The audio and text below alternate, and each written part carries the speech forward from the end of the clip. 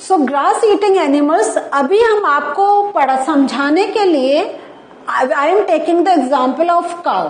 आपकी बुक्स में भी काउ का ही एग्जाम्पल है, लेकिन the process is almost similar with all grass eating animals. So it is not that difficult thing. So ये जो ग्रास ईटिंग एनिमल्स होते हैं, ये जो ग्रास ईटिंग एनिमल्स होते हैं, वो आपने कभी देखा, दे जस्ट स्वेलो. वो सबसे पहले जो खाना होता है, आप देखते हैं कितना जल्दी जल्दी वो अपने अंदर लेते चले जाते हैं. Yes, they are very quick.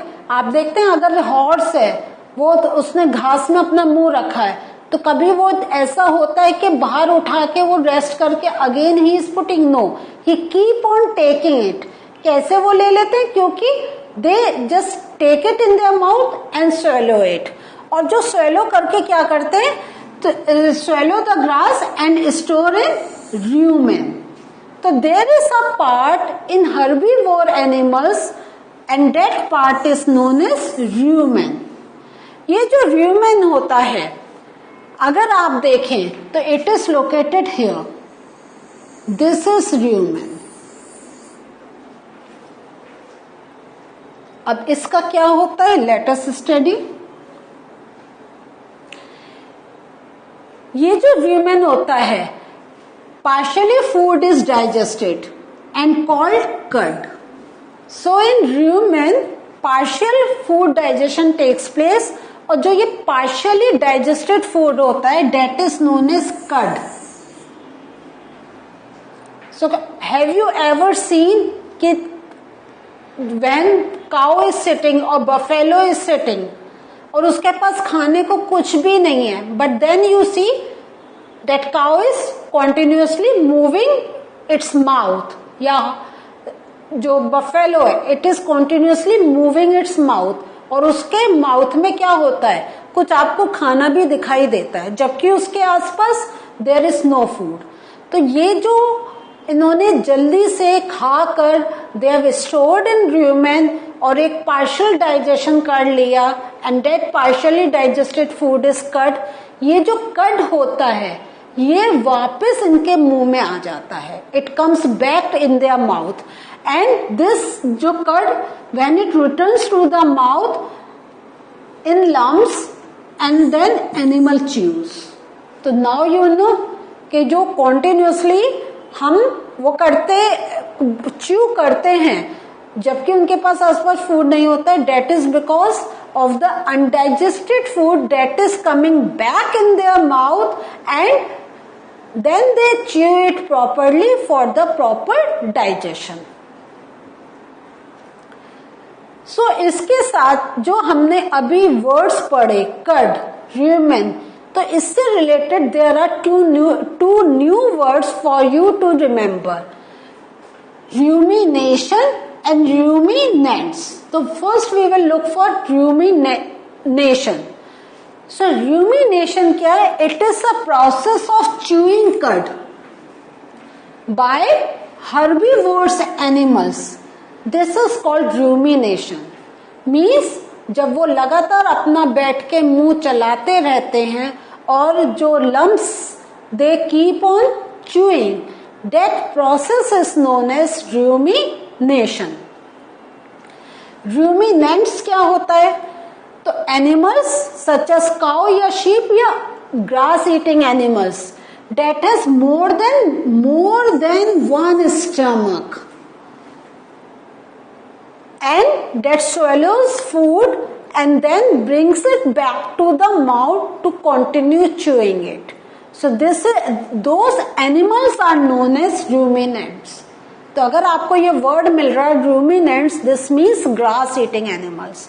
Here I want to focus on more than one stomach. तो आपको हमने स्टार्टिंग में rumen एक दिखाया था,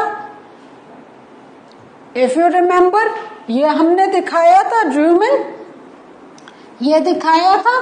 So ये जो rumen है, this is the extra stomach where the herbivore animals store their food in semi undigested way. पूरा डाइजेशन नहीं होता है, पूरा एक प्रोसेस ऑफ डाइजेशन नहीं है, थोड़ा सा डाइजेस्टेड होता है, थोड़ा undigested, it is a mixture. तो इट इज, हम कह सकते हैं it is a collecting bag for them.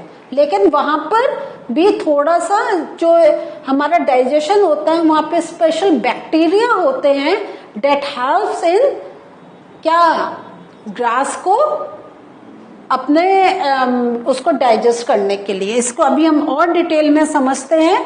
तो नाउ अब आप देखें ये, so very important thing for you to focus on, पहले हमें यह मालूम होना चाहिए ग्रास जो है, ग्रास क्या है, it is a raw form. So first we need to learn about grass. So grass क्या है, it is a very raw thing. और उस ग्रास में जो जनरली जो हमारे जमीन में होती है, lot of cellulose is present. ये जैसे हमने कार्बोहाइड्रेट का पढ़ा, प्रोटीन्स का पढ़ा, ऐसी ही कॉम्प्लेक्स मटेरियल है डेट इज सेल्यूलोज। ये ग्रास का जो सेल्यूलोज होता है, it is not easy for us to do the digestion of that cellulose. तो इस सेल्यूलोज को डाइजेस्ट करने के लिए आपका क्या होता है, ल्यूमिन एक पार्ट होता है जहां पे ये होता है। तो अब हम देखते हैं कि जैसे अभी एक चीज हमने हर्बीवोर एनिमल में देखा, ल्यूमिन, जहां पे हमारा जो उन्होंने खाना खाया उसको कलेक्ट कर लिया। There is one more thing there, जैसा हमने पढ़ा है, अपने आपको याद है कि हमने अपने डाइजेशन प्रोसेस में पढ़ा था stomach, small intestine and then large intestine. लेकिन हर्बीवोर एनिमल में क्या होता है, between small intestine and large intestine there is a part called caecum. ठीक है, ये जो सीकम होता है, this is present only in herbivores. और दिस सीकम हर्बीवोर्स में सेल्यूलोज के फूड को डाइजेस्ट करने में हेल्प करता है। तो let us see this, in herbivores cellulose of the food is digested by enzymes.